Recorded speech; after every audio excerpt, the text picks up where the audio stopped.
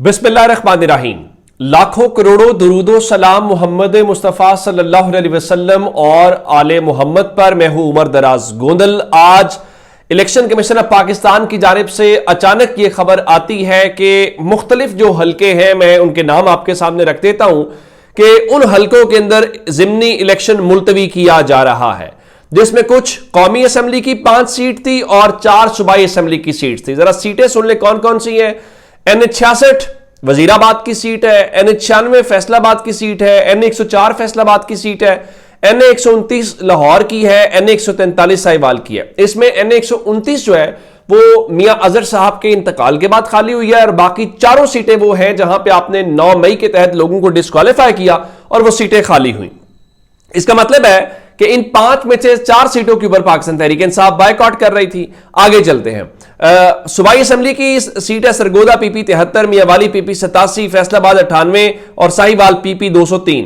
तो इन चारों सीटों के ऊपर भी मिला के अब बताया यह गया है कि जनाब जो मुल्क में इस वक्त सैलाब की कैफियत है, उस सैलाब की कैफियत को देखते हुए इन इलाकों के अंदर जो ज़िमनी इलेक्शंस हैं वो मुलतवी कर दिए गए हैं। और उसकी वजूहात बड़ी दिलचस्प है कि जनाब चूंकि वहां पे ड्यूटीज देना आसान नहीं है, सिक्योरिटी को लेके, अमले की दस्तयाबी, सामान की तरसील, ये सारी बातें। अब मेरा पहला सवाल ये है, लाहौर के हल्का NA129 का सैलाब से क्या ताल्लुक है? चलें, बाकी तो समझ आती है कि वहां पे सब कुछ होगा, तो उस हवाले से बात आपने समझानी है। फिर आपने यह भी बताना है कि फैसलाबाद शहर की जो सीटें हैं उनका सैलाब से क्या ताल्लुक है और सरगोदा वाली सीट का सैलाब से क्या ताल्लुक है। ये सारी बातें आपने बतानी है। लेकिन अब आप ये कहेंगे कि इसमें 2-4 बातें इंपॉर्टेंट है। पहली बात कि पाकिस्तान तहरीक इंसाफ ने बायकॉट की कॉल दी हुई थी और मैंने आपको कहा था कि एक बहुत बड़ा चैलेंज होगा तहरीक इंसाफ के लिए भी, और तहरीक इंसाफ अगर इस चैलेंज में कामयाब हो गई तो बहुत सारे लोगों के लिए प्रॉब्लम हो जाएगी। मेरा ख्याल यह था सारी गेम टर्न आउट के ऊपर डिपेंड करेगी। अच्छा, लोगों ने कहा नहीं, फॉर्म 47 के जरिए टर्न आउट जो मर्जी बना लीजिए, ठीक है, लेकिन जब हम कवर कर रहे होंगे, बाहर खड़े होंगे, तो हम बताएंगे तो सही ना यहां कितने लोग थे, क्राउड कैसा था, या लोग आए कि नहीं आए। अंदर जो रिजल्ट सरकार का तो शाम को जाके आना है, दिन में तो सारा दिन हमने बताना है ना, तो हम बता सकेंगे आपको। तो जनाब अब बायकॉट के बाद लोगों ने कहा कि इस इलेक्शन की कोई वो नहीं रह जाती। चलें, इसको भी छोड़ देते हैं, आगे चलते हैं। फिर मेरा एक और सवाल है कि कहीं ऐसा तो नहीं है मरियम नवाज शरीफ साहिबा कमोबेश उन हलकों में गई हैं जहां जहां पे ज़िमनी इलेक्शंस हो रहे हैं, जिसमें वजीराबाद की एक मिसाल मौजूद है, तो कहीं ऐसा तो नहीं है कि उन हलकों में जाने के बाद, अवाम का मूड देखने के बाद और मुसद्दिका रिपोर्ट्स आने के बाद कि भाई अवाम का मूड कुछ और है, खासकर सैलाब की कैफियत के बाद।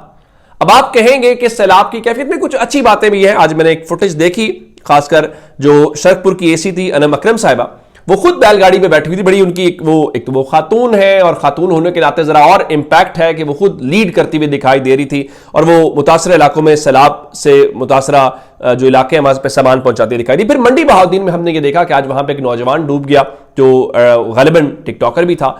तो मैंने वो जो फुटेज देखी है जिसमें बता रहे हैं कि भाई हमने इतने घंटे वेट किया है, जब हमने खुद अपनी मदद आपके तहत उस नौजवान को बाहर निकाला, उस वक्त भी उसकी सांस चल रही थी और उसके बाद भी हमें डेड बॉडी पहुंचाने में मुश्किलात है। उनका जी हमने 15 पे कॉल की, हमने 1122 पे कॉल की। अगर हम झूठ बोल रहे हैं, अगर आपको लगता है कि हम सच नहीं बोल रहे और इदारों ने बड़ा टाइमली रिस्पॉन्ड किया, तो आप हमारे गांव के एक एक शख्स के नंबर से उसका रिकॉर्ड निकाल लें। और वहां पे इंतजामिया पहुंच नहीं पाई। फिर लाहौर में मैंने आपको इस तरह से बताया कि हमारे जो दोस्त हैदर खरल साहब हैं, उन्होंने थीम पार्क सोसाइटी में पहुंचे और उसके मुल्हिका इलाकों में, वहां पे उन्होंने बताया कि जो पुलिस है वो और दीगर जो है वो पैसे मांग रहे हैं इसलिए कि सामान निकालें।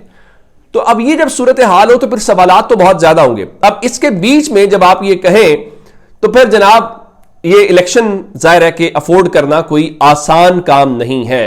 तो जाहिरन आप ये कहेंगे कि सैलाब है, तो बिल्कुल ठीक है, आप कहते हैं तो हम मान लेते हैं कि वसी तर कौमी मफाद ने सैलाब को मद्देनजर रखते हुए इन इलेक्शंस को मुलतवी कर दिया गया है, क्योंकि अवाम गुस्से में है और अवाम को अगर मौका मिल गया वोट डालने का तो फिर क्या होगा ये सब लोग बहुत अच्छे से जानते हैं। सो इलेक्शन कमीशन भी समझदार है, हुकूमतें भी बड़ी समझदार हैं, इदारे भी बड़े समझदार हैं और रियासत भी बड़ी समझदार है कि भाई इलेक्शन फिलहाल अफोर्ड नहीं किया जा सकता।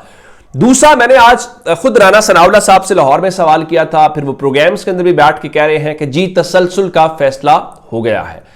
अब मुझे लगता है कि हुकूमत की वजीरों की भी कोई ट्यूनिंग हो रही है कि एक दिन आपने एक बात करनी है, अगले दिन आपने कोई और बात करनी है, और फिर एक और सवाल कि क्या मुस्लिम लीग नून जानबूझ के इस मामले को टीवी पे डिस्कस कर रही है, या मुस्लिम लीग नून जानबूझ के इस मामले को टॉक ऑफ द टाउन बना रही है। यह सवाल हमने जरूर करना है। अब राना सनाउल्लाह क्या बात कर रहे थे, आज ख्वाजा आसिफ जो है वो शाहजेब खानजादा के साथ जियो न्यूज के ऊपर बैठे हुए थे, जिस जियो न्यूज ने आज वो माजरत भी की जो गलती उनसे हुई।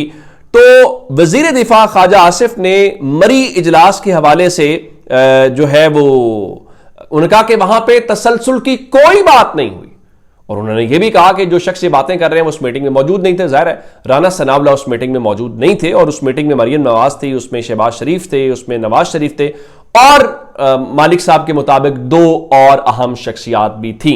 और मैंने उस दिन भी सवाल उठाया था कि आया वो पॉलिटिकल थी, आया वो नॉन पॉलिटिकल थी, ये बताया जाना जरूरी है। अच्छा, अब जब एक जानिब ये बातें हो रही हैं तो सवाल ये है कि फिर ख्वाजा आसिफ इस बात की तरदीद क्यों कर रहे हैं।